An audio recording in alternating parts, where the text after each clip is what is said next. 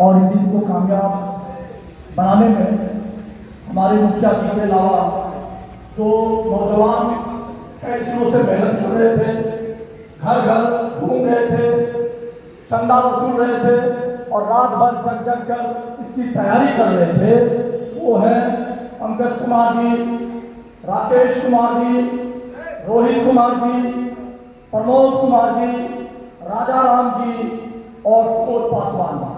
इसके अलावा और कुछ लोगों का अगर नाम मैं भूल गया होगा तो मैं माफी चाहता हूँ। आप तमाम लोगों का बहुत बहुत शुक्रिया कि आप लोगों ने इतना अच्छा कार्यक्रम किया और आगे इससे भी बड़ा कार्यक्रम करने का प्रयास करेंगे। हमारे हाथ में ये भारत का संविधान ये बुक है जो हमारे पास हमेशा रहता है। हमारे रैक में कोई भी बुक हो, ये बुक लेकिन जरूर रहता है और ये कुरान के आसपास ही ये बुक रहता है। उसके साथ साथ मैं इसे भी पढ़ता हूँ। अगर आप रामायण गीता पढ़ रहे हैं और इसे नहीं पढ़ रहे हैं तो फिर आपको कुछ मिलने वाला नहीं है।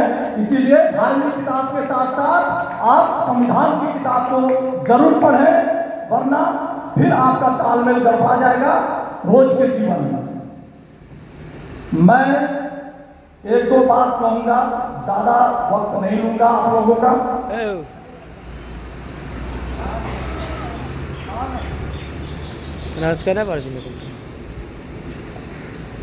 मैं डॉक्टर अंबेडकर के कुछ बातों को आप लोगों को बताने का प्रयास किया। उन्होंने शिक्षा की अनिवार्यता पर ध्यान दिया और कहा शिक्षित बनो, संगठित रहो और संघर्ष करो, लेकिन सिर्फ पढ़ लेना ही काफी नहीं है। पढ़ने के साथ साथ आपके अंदर जो एक भय है, एक डर है, उसे भी आपको बाहर निकालना पड़ेगा।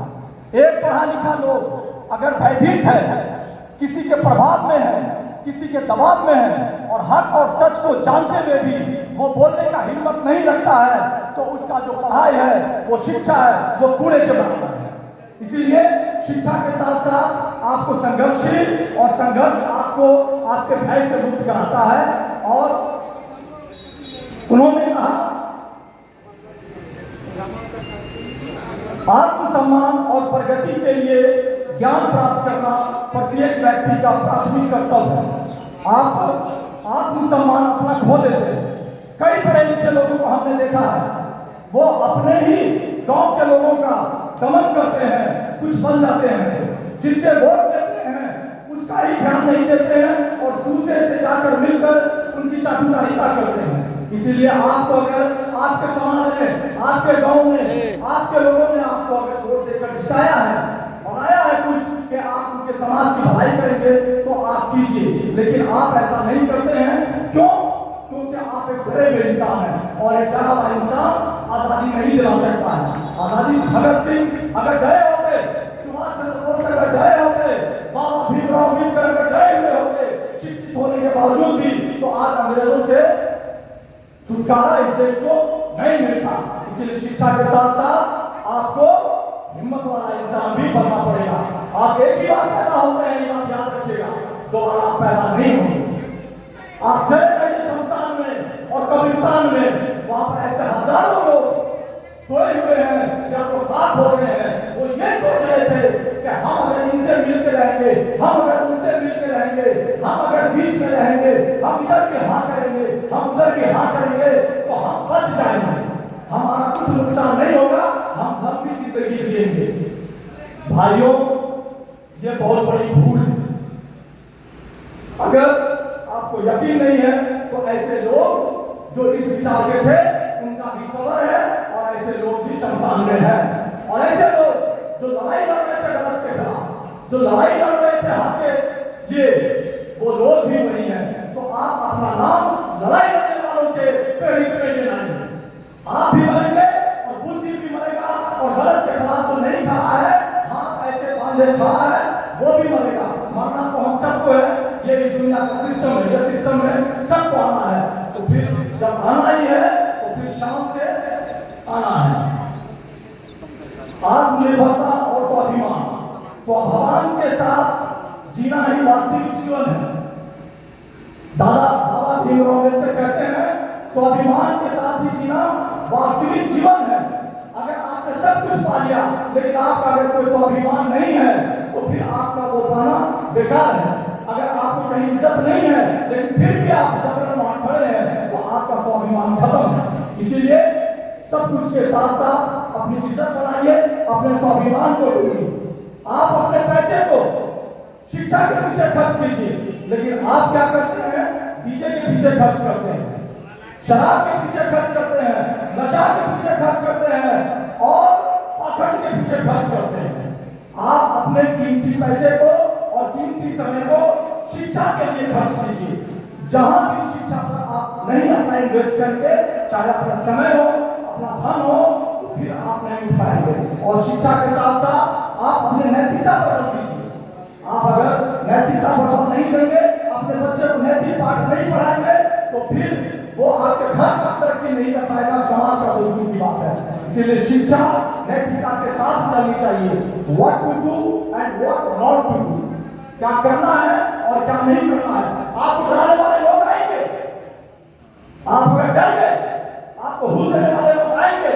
आप अगर हुल में आ गए और अपने शिक्षा को छोड़ दिया, अपने अधिकार को छोड़ दिया, अपनी आवाज को आपने अगर नीचे कर दिया तो फिर आपके तमाम जनरेशन को उसको भुगतना पड़ेगा। इसीलिए लड़ता कोई एक आदमी है, भगत सिंह लड़ाई कर रहे थे,